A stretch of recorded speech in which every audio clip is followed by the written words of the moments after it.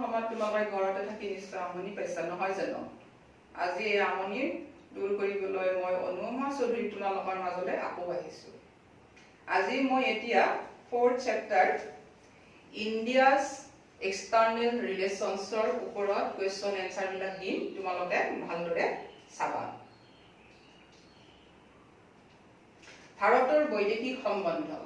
এতিয়া বৈদেশিক নীতি কাক বোলে? কোনো এখন দেশে যেতিয়া অইন দেশৰ লগত সুসম্পৰ্ক ৰক্ষা কৰাৰ কাৰণে নীতি গ্ৰহণ কৰে তাকে বৈদেশিক নীতি বোলা হয়। ভাৰতবৰ্ষও তেনেকুৱাকৈ আন দেশৰ লগত সুসম্পৰ্ক ৰক্ষা কৰাৰ কাৰণে বৈদেশিক নীতি গ্ৰহণ কৰিছে। ভাৰতৰ প্ৰধানমন্ত্ৰী জৱাহৰলাল নেহেৰু আছিল ভাৰতৰ বৈদেশিক নীতিৰ মূল খনিকৰ। ভাৰতবৰ্ষৰ সাৰ্বভৌমত্বক সুৰক্ষিত কৰা, ভৌগোলিক চাৰিসীমাৰ ৰক্ষণাবেক্ষণ দিয়া আৰু দেশখনৰ অৰ্থনৈতিক বিকাশ সাধনত উৎসাহিত কৰা এই তিনিটা লক্ষ্য আগত ৰাখি ভাৰতবৰ্ষৰ বৈদেশিক নীতি গ্ৰহণ কৰিবলৈ জৱাহৰলাল নেহৰুৱে সিদ্ধান্ত লৈছিল। গোষ্ঠী নিৰপেক্ষ আৰু পঞ্চশীল এই দুটা হ'ল ভাৰতৰ বৈদেশিক নীতিৰ মূল আধাৰ। শীতল যুদ্ধৰ সময়ত গোটেই পৃথিৱীতে আমেৰিকা যুক্তৰাষ্ট্ৰ আৰু ছোভিয়েট ৰাছিয়া এই দুটা বৃহৎ শক্তিশালী দেশে যি সামৰিক জোঁট গঠন কৰিছিল, ভাৰতবৰ্ষই কোনোটো পক্ষৰে লগত যোগদান নকৰি নিৰপেক্ষভাৱে নিজৰ দেশীয় আৰু বৈদেশিক নীতিৰ ক্ষেত্ৰত স্বতন্ত্ৰতা অৱলম্বন কৰিছিল। সেয়াই হ'ল গোষ্ঠী নিৰপেক্ষ।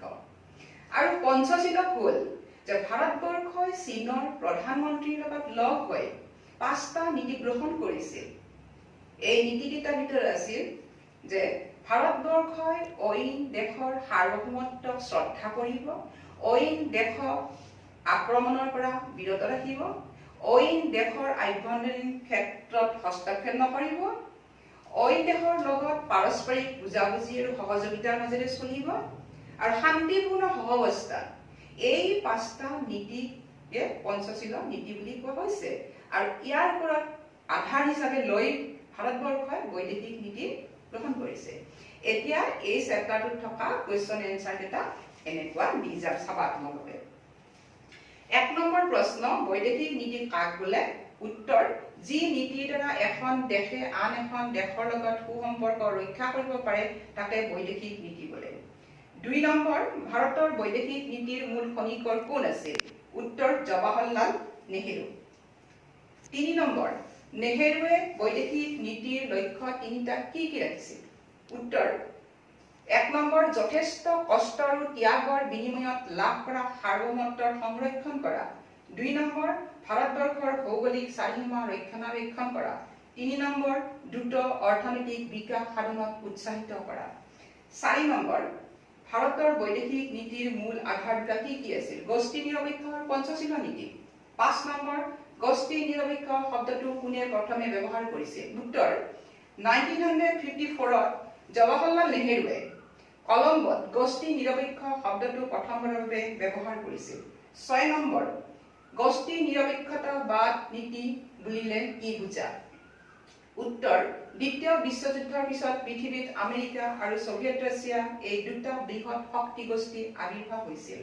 তেতিয়া কোনো শক্তি গোষ্ঠীত যোগদান নকৰাকৈ দুয়োটা শক্তি গোষ্ঠীৰ মাজত সদ্ভাৱ ৰাখি দেশৰ জাতীয় স্বাৰ্থ পূৰণৰ বাবে লোৱা বৈদেশিক নীতিসমূহৰ ভিতৰত এটা হৈছে গোষ্ঠী নিৰপেক্ষতাবাদ নীতি।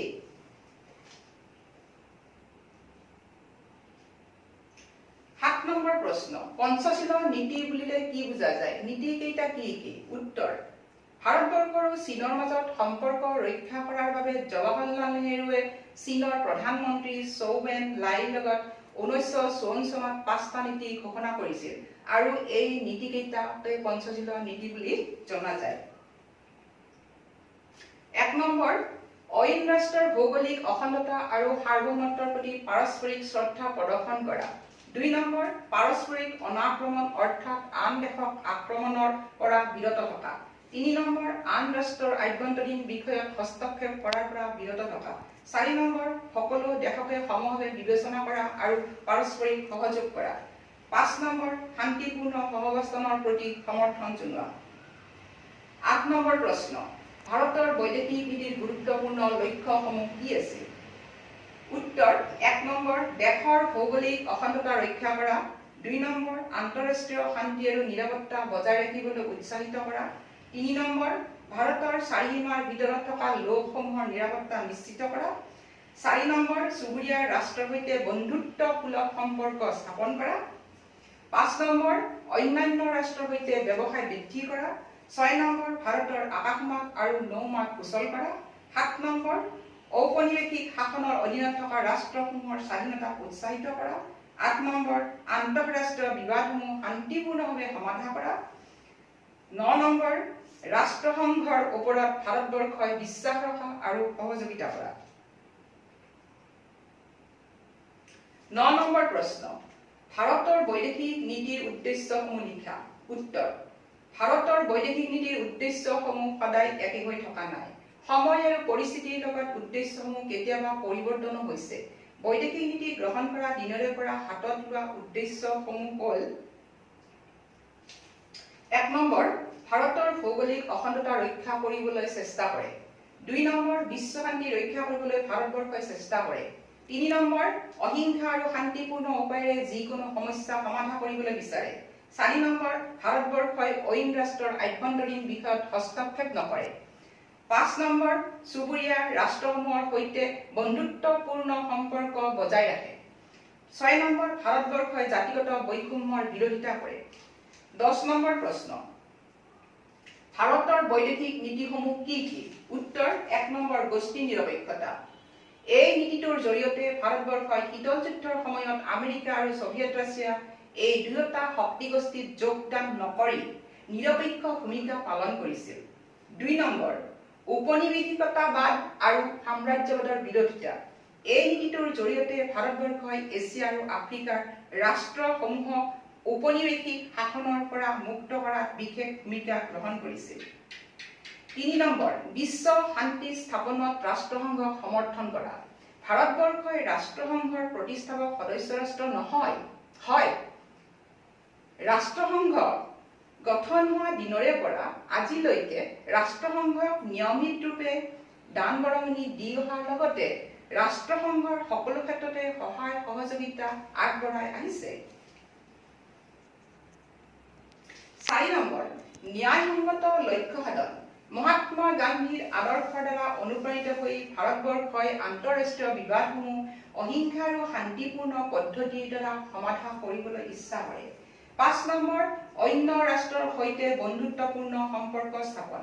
ভাৰতবৰ্ষই ৰাজনৈতিক, অৰ্থনৈতিক, সাংস্কৃতিক, বিজ্ঞান আৰু প্ৰযুক্তিবিদ্যা আদি বিভিন্ন ক্ষেত্ৰত বিদেশী ৰাষ্ট্ৰৰ সৈতে সুসম্পৰ্ক ৰক্ষা কৰিবলৈ বৈদেশিক নীতি গ্ৰহণ কৰিছে। 11 নম্বৰ প্ৰশ্ন, বান্ডুং সন্মিলনৰ তাৎপৰ্য কি? উত্তৰ: 1955ত ইণ্ডোনেছিয়াৰ বান্ডুং চহৰত আফ্ৰ-এছিয়ানৰ এখন সন্মিলন অনুষ্ঠিত হৈছিল। এছিয়া আৰু আফ্ৰিকাৰ সৰ্বমুঠ 29খন দেশৰ প্ৰতিনিধিয়ে ইয়াত অংশগ্ৰহণ কৰিছিল। ভাৰতবৰ্ষেও ইয়াত অংশগ্ৰহণ কৰিছিল। বৰ্ণ বৈষম্য নিৰ্মূলকৰণ, ঔপনিৱেশিক শাসনৰ অৱসান আদিবোৰ সন্মিলনখনত আলোচনা কৰা হৈছিল। 12 নম্বৰ প্ৰশ্ন, গোষ্ঠী নিৰপেক্ষ সন্মিলন প্ৰথমে কেতিয়া আৰু ক'ত অনুষ্ঠিত হৈছিল? উত্তৰ: 1961ত বেলগ্ৰেডত প্ৰথমে গোষ্ঠী নিৰপেক্ষ সন্মিলন অনুষ্ঠিত হৈছিল। 13 নম্বৰ, ভাৰতৰ বৈদেশিক নীতি নিৰ্ধাৰণৰ উপাদানবোৰ লিখা। 1 নম্বৰ, ভৌগোলিক পৰিস্থিতি। ভাৰতবৰ্ষৰ চাৰিদিশে বিয়পি থকা পাকিস্তান, চীন, ম্যানমাৰ, বাংলাদেশ আদিৰ লগত সুসম্পৰ্ক ৰক্ষাৰ বাবে শান্তিপূৰ্ণ সহাৱস্থানৰ নীতি গ্ৰহণ কৰিছে। 2 নম্বৰ, জাতীয় স্বাৰ্থ। ভাৰতবৰ্ষই সন্মুখীন হোৱা বিভিন্ন সমস্যাৰ পৰা মুক্তি পাবলৈ ইয়াৰ নেতাসকলে বৈদেশিক নীতি প্ৰস্তুত কৰিছিল। 3 নম্বৰ, আদৰ্শগত দিশ। সাম্ৰাজ্যবাদ, উপনিৱেশবাদ, বৰ্ণবাদ আদিৰ বিৰোধিতা কৰিবলৈও ভাৰতবৰ্ষই চেষ্টা কৰিছে। 4 নম্বৰ, জাতীয় আন্দোলন। ইংৰাজসকলৰ বিৰুদ্ধে চলোৱা জাতীয় আন্দোলনেও ভাৰতৰ বৈদেশিক নীতিৰ ওপৰত প্ৰভাৱ পেলাইছে। 6 নম্বৰ প্ৰশ্ন, ভাৰতে কিয় গোষ্ঠী নিৰপেক্ষ নীতি গ্ৰহণ কৰিছিল? উত্তৰ: 1 নম্বৰ, ভাৰতবৰ্ষই কোনো শক্তিগোষ্ঠীৰ লগ নলগাকৈ স্বাধীনভাৱে বৈদেশিক নীতি গ্ৰহণ কৰি বিশ্ব ৰাজনীতিত সন্মানসূচক আসন লাভ কৰিবলৈ চেষ্টা কৰিছিল। 2 নম্বৰ, অৰ্থনৈতিক উন্নয়নৰ বাবেও শান্তিপূৰ্ণ পৰিৱেশৰ প্ৰয়োজন। সেয়ে ভাৰতে কোনো মিত্ৰগোষ্ঠীৰ সৈতে মিত্ৰতা গঢ়াৰ পৰিৱৰ্তে সকলো ৰাষ্ট্ৰৰ সৈতে বন্ধুত্বপূৰ্ণ সম্পৰ্ক ৰক্ষা কৰাত গুৰুত্ব দিছে। 3 নম্বৰ, গোষ্ঠী নিৰপেক্ষ নীতিয়ে ভাৰতৰ আভ্যন্তৰীণ দিশতো যথেষ্ট জনপ্ৰিয়তা লাভ কৰিছিল। ভাৰতৰ প্ৰায়বোৰ ৰাজনৈতিক দলে এই নীতিৰ প্ৰতি সমৰ্থন আগবঢ়াইছিল। 4 নম্বৰ, স্বাধীনতা লাভৰ সময়ত ভাৰতবৰ্ষ সামৰিক দিশত শক্তিশালী নাছিল। সেয়ে এই নীতি গ্ৰহণৰ জৰিয়তে যুদ্ধৰ ভয়াৱহতাৰ পৰা ৰক্ষা পোৱাটো সহজ হৈছিল। 15 নম্বৰ প্ৰশ্ন, ভাৰত আৰু চীনৰ মাজত সম্পৰ্ক আলোচনা কৰা। উত্তৰ, পুৰণি কালৰে পৰা ভাৰত আৰু চীনৰ মাজৰ সম্পৰ্ক আমি ভাল বুলি ক'ব পাৰোঁ। এছিয়া মহাদেশৰ চীনে যেতিয়া সাম্যবাদী ৰাষ্ট্ৰ হিচাপে স্বীকৃতি পায় তেতিয়া ভাৰতবৰ্ষই সমৰ্থন আগবঢ়াইছিল। 1954 ভাৰতৰ প্ৰধানমন্ত্ৰী নেহেৰুৱে আৰু চীনৰ মুৰব্বী চৌ এন লাইয়ে যুটীয়াভাৱে পঞ্চশীল নীতি ঘোষণা কৰিছিল। এই নীতিটোৰ জৰিয়তে ভাৰত আৰু চীন দুয়োখন ৰাষ্ট্ৰৰ মাজত সম্পৰ্ক বেছি সুদৃঢ় হৈ উঠিছিল। কিন্তু 1958 তিব্বতখনক চীনৰ অধিকাৰৰ বিৰুদ্ধে এটা বিদ্ৰোহ সংঘটিত হৈছিল। 1950 চীনে তিব্বত অধিকাৰ কৰাৰ সময়ত ভাৰতবৰ্ষই কোনো ধৰণৰ প্ৰভাৱ বিস্তাৰ কৰা নাছিল। কিন্তু 1959 তিব্বতৰ ধৰ্মগুৰু দালাই লামাই ভাৰতীয় সীমান্ত অতিক্ৰম কৰি ভাৰতত ৰাজনৈতিক আশ্ৰয় বিচৰাত ভাৰতবৰ্ষই দালাই লামাক সেই আশ্ৰয় প্ৰদান কৰিছিল। তাৰোপৰি তিব্বতৰ বহুসংখ্যক নাগৰিকক ভাৰতবৰ্ষই শৰণাৰ্থী হিচাপে আশ্ৰয় দিছিল। এই কথাত ভাৰত চৰকাৰে চীন বিৰোধী কাৰ্যকলাপ চলোৱা বুলি চীনে সন্দেহৰ চকুৰে চাইছিল। তাৰোপৰি 1962 চীনৰ সেনাবাহিনীয়ে অৰুণাচল প্ৰদেশৰ সেই সময়ত নেফা বুলি কৈছিলে কিছুমান গুৰুত্বপূৰ্ণ অঞ্চল অধিকাৰ কৰিছিল। তেতিয়া ভাৰতীয় সেনাই চীনৰ সেনাৰ আক্ৰমণক পশ্চিম ফালেদি প্ৰতিহত কৰিবলৈ সক্ষম হৈছিল, যদিও পূব সীমান্তত বাধা দিবলৈ সক্ষম হোৱা নাছিল। তেতিয়াই চীন সেনাই তেজপুৰলৈ আগবাঢ়ি আহি অসমৰ মাটি কাঢ়ি নিবলৈ চেষ্টা কৰিছিল। পিছে হঠাতে চীনসকলে এই আক্ৰমণৰ সিদ্ধান্ত এৰি পেলাইছিল। এনেকুৱাকৈ চীন ভাৰতৰ সম্পৰ্ক কিছুদিনৰ কাৰণে বেয়া হৈছিল, যদিও কিছুদিন পিছত ভাৰত আৰু চীনৰ মাজত কূটনৈতিক সম্পৰ্ক স্থাপন হৈছিল। 1976 কে আৰ নাৰায়ণনে 1978 আৰু 1979 অটল বিহাৰী বাজপেয়ী চীন ভ্ৰমণ কৰিছিল। 1988 ৰাজীৱ গান্ধীয়ে চীনলৈ ভ্ৰমণ কৰিবলৈ গৈছিল। পিছে 1998 ভাৰতবৰ্ষই পাৰমাণৱিক পৰীক্ষা কৰা কাৰ্যটোত চীনে ক্ষুণ্ণ হৈ পৰিছিল। আকৌ অৰুণাচল প্ৰদেশ আৰু ব্ৰহ্মপুত্ৰ নদীৰ বান্ধ নিৰ্মাণক লৈ কেন্দ্ৰ কৰি ভাৰত চীনৰ উদ্বিগ্নতা বৃদ্ধি পাইছে। বৰ্তমান সময়তো ভাৰত চীনৰ মাজত কিছুমান ক্ষেত্ৰত সুসম্পৰ্ক থাকিলেও চীনে ভাৰত আক্ৰমণ কৰিবলৈ চেষ্টা কৰা দেখা যায়। 16 নম্বৰ প্ৰশ্ন, নেফাৰ সম্পূৰ্ণ নাম কি? উত্তৰ, north eastern frontier agency. 17 number প্ৰশ্ন, ভাৰত আৰু পাকিস্তানৰ মাজৰ সংঘৰ্ষ লিখা। উত্তৰ, পাকিস্তানে কাশ্মীৰ লাভ কৰিবলৈ স্বাধীনতা পোৱা দিনৰে পৰা এতিয়ালৈকে বিভিন্ন সময়ত সংঘৰ্ষ কৰা দেখা গৈছে। 1947 চনৰ 26 অক্টোবৰত কাশ্মীৰৰ মহাৰাজাই কাশ্মীৰখনক ভাৰতৰ অন্তৰ্ভুক্ত কৰে। তেতিয়া পাকিস্তানে বলপূৰ্বকভাৱে কাশ্মীৰ আক্ৰমণ কৰে আৰু ভাৰতীয় সৈন্যই কাশ্মীৰৰ পৰা পাকিস্তানী সৈন্যক খেদি দিয়ে। তেতিয়াই কাশ্মীৰৰ এটা অংশ পাকিস্তানৰ হাতত থাকি যায় আৰু এই অংশটোক আজাদ কাশ্মীৰ বুলি জনা যায়। 1965 গুজৰাটৰ ৰাণ আৰু কচ্ছ অঞ্চলেদি পাকিস্তানে দ্বিতীয়বাৰৰ বাবে আক্ৰমণ কৰে তেতিয়া দুয়ো ৰাষ্ট্ৰৰ সৈন্যৰ মাজত ৩ মাহ যুদ্ধ চলে আৰু চুক্তিৰ জৰিয়তে সেই যুদ্ধৰ অন্ত পৰে। এই যুদ্ধৰ এমাহ পিছতে পুনৰ ভাৰত আৰু পাকিস্তানৰ যুদ্ধ 50 দিন চলে। এই সময়তে ভাৰতে পাকিস্তানৰ বহু ঠাই অধিকাৰ কৰিলে আৰু ৰাষ্ট্ৰসংঘৰ নিৰ্দেশতে ভাৰত পাকিস্তানৰ যুদ্ধ অন্ত পৰিল। ৰাছিয়াৰ প্ৰধানমন্ত্ৰী 1966 4 জানুৱাৰী তাছখণ্ডত ভাৰতৰ প্ৰধানমন্ত্ৰী লাল বাহাদুৰ শাস্ত্ৰী আৰু পাকিস্তানৰ ৰাষ্ট্ৰপতি আইয়ুব খানক ভাৰত পাকিস্তানৰ সম্প্ৰীতিৰ কাৰণে মিলিত কৰিছিল। কিন্তু 1971 মাৰ্চ মাহত পূব পাকিস্তানত পশ্চিম পাকিস্তানৰ শাসনৰ বিৰুদ্ধে গণ আন্দোলন হৈছিল। গণ আন্দোলনৰ নেতা মুজিবুৰ ৰহমানক পশ্চিম পাকিস্তানে বন্দী কৰিছিল আৰু লগতে পূব পাকিস্তানত হত্যাকাণ্ড, নাৰী নিৰ্যাতন, অমানসিক অত্যাচাৰ চলিবলৈ ধৰিছিল। তেতিয়া বহুতো পাকিস্তানী লোক ভাৰতত ভগনীয়া হৈ প্ৰৱেশ কৰিছিল।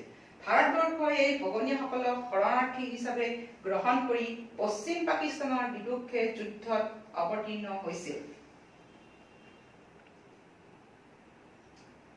এই যুদ্ধৰ ফলস্বৰূপে পশ্চিম পাকিস্তান হাৰি যোৱাত বৰ্তমানৰ বাংলাদেশ নামৰ ৰাষ্ট্ৰখন গঠন হৈছে।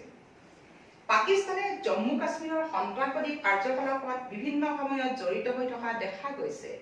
1993 মুম্বাইৰ ভয়াৱহ বিস্ফোৰণ, 1999 কাৰ্গিল যুদ্ধ,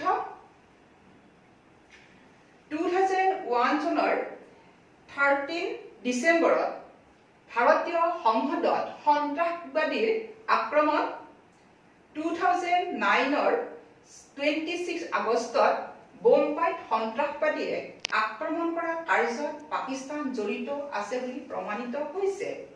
তথাপিও দিল্লী, লাহোৰ বাছ সেৱা, ৰেল সেৱা আদিৰ জৰিয়তে ভাৰতে পাকিস্তানৰ লগত সুসম্পৰ্ক ৰক্ষা কৰিবলৈ চেষ্টা কৰিছে। ইয়াৰ পিছতো 2019 24 ফেব্ৰুৱাৰী পুলৱামাত ভাৰতীয় সৈন্যক পাকিস্তানৰ সৈন্যই আক্ৰমণ কৰিছে। 18 নম্বৰ প্ৰশ্ন, ভাৰত আৰু পাকিস্তানৰ মাজত সংঘৰ্ষ হোৱাৰ দুটা কাৰণ লিখা। উত্তৰ: 1 নম্বৰ, কাশ্মীৰক লৈ দুয়োখন ৰাষ্ট্ৰৰ মাজত সংঘাতৰ সৃষ্টি হৈছে। 2 নম্বৰ, সিন্ধু নদীৰ পানী বিতৰণক লৈ ভাৰত পাকিস্তানৰ মাজত সংঘাতৰ সৃষ্টি হয়। 19 নম্বৰ প্ৰশ্ন, লাল বাহাদুৰ শাস্ত্ৰী আৰু জেনেৰেল আইয়ুব খানে 1966 কৰা চুক্তিখন কি বুলি জনা যায়? উত্তৰ: তাছখণ্ড চুক্তি। 20 নম্বৰ প্ৰশ্ন, চিমলা চুক্তি কেতিয়া হৈছিল আৰু কাৰ কাৰ মাজত হৈছিল? এই চুক্তিখনৰ গুৰুত্বপূৰ্ণ ব্যৱস্থা কি আছিল? উত্তৰ: 1972 3 জুলাই চিমলা চুক্তিখন স্বাক্ষৰিত হৈছিল। পাকিস্তানৰ ৰাষ্ট্ৰপতি জুলফিকাৰ আলী ভুট্টো আৰু ভাৰতবৰ্ষৰ ইন্দিৰা গান্ধীয়ে এই চুক্তিখনত চহী কৰিছিল।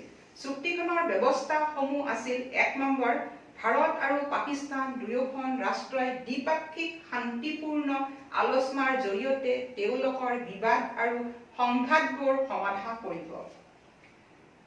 2 নম্বৰ, দুয়োখন ৰাষ্ট্ৰই পৰস্পৰৰ জাতীয় একতা, ভৌগোলিক অখণ্ডতা, ৰাজনৈতিক স্বাধীনতা আৰু সাৰ্বভৌম সমতাৰ প্ৰতি সন্মান প্ৰদৰ্শন কৰিব। 3 নম্বৰ, দুয়োখন ৰাষ্ট্ৰই পৰস্পৰৰ ভৌগোলিক অখণ্ডতাৰ বিৰুদ্ধে শক্তি প্ৰয়োগ নকৰিব। 21 নম্বৰ প্ৰশ্ন, ভাৰতৰ পাৰমাণৱিক নীতিৰ ওপৰত চমু টকা লিখা। উত্তৰ: ভাৰতৰ প্ৰধানমন্ত্ৰী জৱাহৰলাল নেহৰুৰ দিনত বিজ্ঞানী হমী জাহাংগীৰ ভাবাই পাৰমাণৱিক নীতিৰ কাৰ্যসূচী আৰম্ভ কৰিছিল। নেহৰুৱে পাৰমাণৱিক অস্ত্ৰ-শস্ত্ৰৰ বিৰোধী আছিল আৰু সেয়েহে তেওঁ এইবোৰৰ সুসংহত নিৰস্ত্ৰীকৰণৰ বাবে আবেদন জনাইছিল। 1963 ভাৰতে আংশিক পৰীক্ষা নিষিদ্ধকৰণ চুক্তিত স্বাক্ষৰ কৰিছে। অৱশ্যে 1974 আৰু 1998 ভাৰতে দুবাৰকৈ পাৰমাণৱিক পৰীক্ষা সম্পাদনা কৰিছে। ভাৰতে ঘোষণা কৰে যে ৰাষ্ট্ৰখনে প্ৰথমে কেতিয়াও পাৰমাণৱিক অস্ত্ৰৰ ব্যৱহাৰ নকৰিব। ৰাষ্ট্ৰসংঘই পাৰমাণৱিক নিৰস্ত্ৰীকৰণ চুক্তিত চহী কৰিবলৈ ভাৰতবৰ্ষক আহ্বান জনাইছিল যদিও ভাৰতবৰ্ষই ইয়াত স্বাক্ষৰ কৰা নাছিল। ভাৰতৰ মতে এইখন চুক্তি আছিল বৈষম্যমূলক বা প্ৰভেদকাৰী চুক্তি। আন্তৰ্জাতিক চুক্তিবোৰৰ ক্ষেত্ৰত ভাৰতবৰ্ষই সদায় নিজস্ব ভূমিকা পালন কৰি আহিছে। 22 নম্বৰ প্ৰশ্ন, এনপিটিৰ সম্পূৰ্ণ নামটো কি? উত্তৰ নন প্ৰলিফাৰেশ্যন ট্ৰিটি। 23 নম্বৰ প্ৰশ্ন, CTBTৰ সম্পূৰ্ণ ৰূপটো কি? উত্তৰ comprehensive test Ben treaty. 24 number প্ৰশ্ন, ভাৰতৰ দ্বাৰা কেতিয়া প্ৰথম পাৰমাণৱিক বিস্ফোৰণ ঘটোৱা হৈছিল? উত্তৰ 1974 মে মাহত। 25 নম্বৰ প্ৰশ্ন, ভাৰতবৰ্ষত পাৰমাণৱিক নীতিৰ কাৰ্যসূচী আৰম্ভ কৰা বিজ্ঞানীজনৰ নাম কি? উত্তৰ হমিদ জাহাংগীৰ ভাবা। আজি এতিয়া এইখিনিতে মই শেষ কৰিলো। নেক্সট ক্লাছত তোমালোকক মই 5 নম্বৰ যিটো অধ্যায় সেইটোৰ পৰা কুৱেশ্যন এনসাৰ বিলাক দি যাম। ধন্যবাদ।